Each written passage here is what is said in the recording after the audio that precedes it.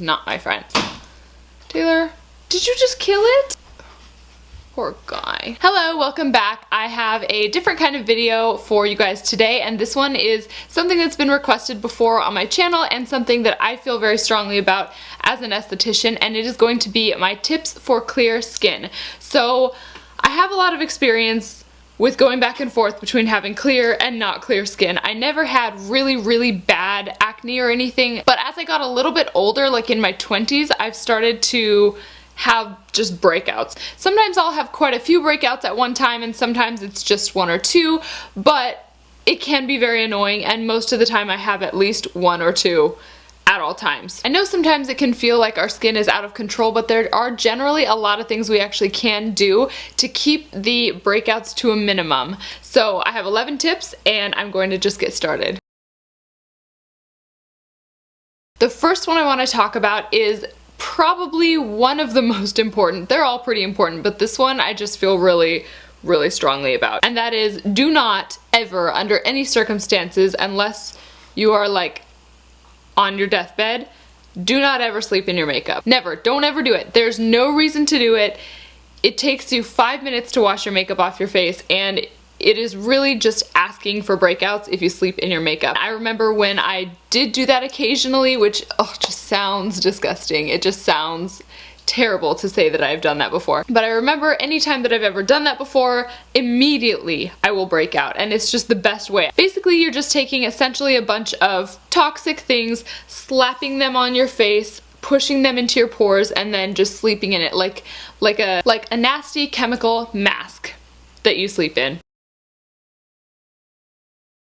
Number 2, wash your face and exfoliate it, and I'm talking wash it twice a day, because while you're sleeping you have sweat and dead skin cells and hair products and whatever else that you're transferring onto your pillow and your sheets that is just covering your face basically while you sleep. Now as far as exfoliating goes, I do it with my CLARISONIC. Now I know a lot of people say that doesn't exfoliate your face, but it does. I mean, just existing and living exfoliates your face, because your face, like your skin, eventually the dead skin cells come off, and the CLARISONIC speeds up the process. It's not like an exfoliating treatment necessarily, so it's not going to be, you know, multiple layers of skin coming off or anything, but it does do a light level of exfoliation, and it's just enough for a daily kind of maintenance status. So when you exfoliate, you are removing that dead skin and any dirt and whatever else is on your face so that your pores can breathe and so that they don't get clogged and stuff doesn't get trapped underneath the dead skin. And then in the evening, make sure to wash your face again, even if you don't wear makeup, even if you didn't go out of the house, no matter what, wash your face again, because the day is sitting on your face and you need to wash it. Plus, if you don't, you are then adding more things to your pillow that are contaminating your face. It's a cycle. So I mentioned in the last tip, I use it definitely if I've worn makeup. I absolutely do not go without CLARISONIC after I've worn makeup, but a lot of times I will also do it in the morning as well, and it's not irritating whatsoever. If you struggle with rosacea, sometimes CLARISONIC is not the best option because it really can irritate that really sensitive skin, but other than that, the CLARISONIC is a generally good daily situation.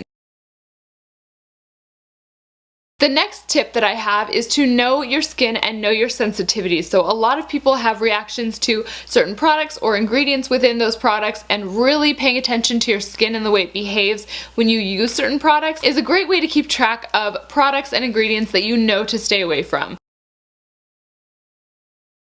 Next is to wash your towels and sheets frequently. So sleeping on your bed, like I said, you get a lot of sweat and general human grossness on there, and that all sticks to your face when you sleep in your bed. I know it sounds awesome. So I would recommend washing your sheets at least once a week. You can even do twice if you're extra worried about it or whatever, but keeping your sheets nice and clean and your pillowcases is a really good way to make sure that your skin is clean. And the next one seems again like common sense, most of these are, but it's good to reiterate them every once in a while, and that is to drink a lot of water. I myself don't drink enough water, and I'm trying to get better about that, but it really does make a huge difference in your skin. Some of the people who I know who are, you know, in their 50s and have amazing skin I know my grandma in her 80s has amazing skin and always has, and she drinks so much water. That can definitely make a difference. It helps to fill in your fine lines a little bit, makes your skin more plump and youthful looking, and it also flushes out toxins from your body. If you think about it, your skin is your biggest organ, right? It covers you from head to toe, and one of its functions is A, protecting you on the inside from the things that are harmful in the outside environment, but B, it also excretes icky stuff that your body doesn't want. So it gets rid of toxins, it gets rid of germs and yuck and whatever is underneath your skin that shouldn't be there. So helping it along by drinking a lot of water is a really, really good idea. Next tip is one to do while you're washing your skin, and that is to massage your skin. So the CLARISONIC kind of does this, or other like brushes, but if you also do it with your fingers before using the CLARISONIC, so for example, I will take my cleanser and I will cleanse my face with my fingers, and I'll spend a good 30 to 40 seconds getting it worked in all over my skin before I even go for the CLARISONIC. And what this does is it helps to stimulate the blood flow to the surface of your skin, and if you think about any time that you're stimulating blood flow, that encourages healing. This one is a no-brainer, but make sure to keep your makeup brushes clean. I know a lot of us are like, I'm not so good at that, like I should be. I've actually made myself get a lot better than I used to be. Of course, my professional brushes I clean absolutely every single time I ever use them, but my own brushes I used to slack a little bit. Now I'm super good at keeping them really clean, and I actually kind of like washing my brushes. It's kind of therapeutic because like I can just wash them for a really, really long time and think about other things and my mind can wander. And next, when you are done washing your face, make sure that you rinse really, really well. So for me, when I wash my face, I will do my cleanser all over with my fingers, like I said, then I'll do my CLARISONIC, and then I take a soaking wet washcloth and a clean one every single time, and I will like remove it and kind of massage it off of my face until there is no soap, no makeup residue, no dirt, no nothing left on your face, because if you leave that soap, even just the soap, or any little bit of anything, you kind of defeated the purpose of cleaning your face and you're gonna clog your pores. So it's important to pay attention to that. Makeup wipes do not count. I don't even want to talk about it. I don't like makeup wipes. I don't use them. Sometimes I use baby wipes just to wipe off like an oil cleanser before I cleanse my face, but makeup wipes does not count as washing your face, period.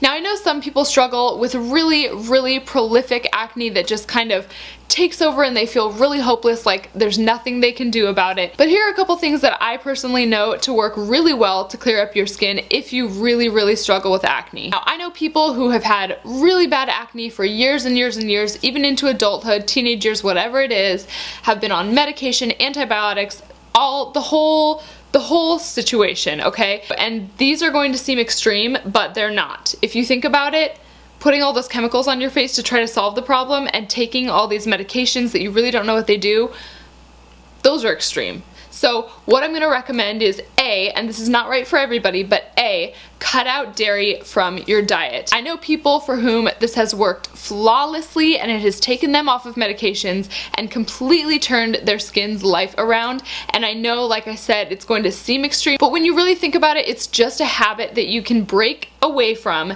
and replace with another one. So I personally don't eat any dairy or drink any dairy for other reasons because I cannot tolerate it, but it was hard in the beginning, but when I thought about how awful I felt when I ate it and drank it, I realized that it was completely worth it to make myself break away from that habit, stop buying those products, and replace them with things that were actually healthier for me. And the last one, again, it's gonna sound a little bit extreme, but I promise you it makes a huge difference, and that is to eliminate sugar. So back in December, November, December, I had to go 30 days without eating any sugar whatsoever aside from fruit sugars. I couldn't have honey, I couldn't have alcohol, I couldn't have vinegar, nothing like that. And I noticed after only a couple of weeks, my skin was the best it's ever looked in my entire life. And it's because I had cut out sugar completely from my diet. And then as soon as the end of December came along and I could go back onto like a somewhat normal diet and I started having a little bit more sugar, again, I started breaking out immediately, so I know exactly that that's what it was. Now, there are natural sugars like fruits, like I said, and honey. Honey is a natural sugar. It does not affect your body in the same exact way that processed sugar and refined sugar and cane sugar does. So it's a little bit less harmful, but sugar itself is basically poison that we just inundate our bodies with, and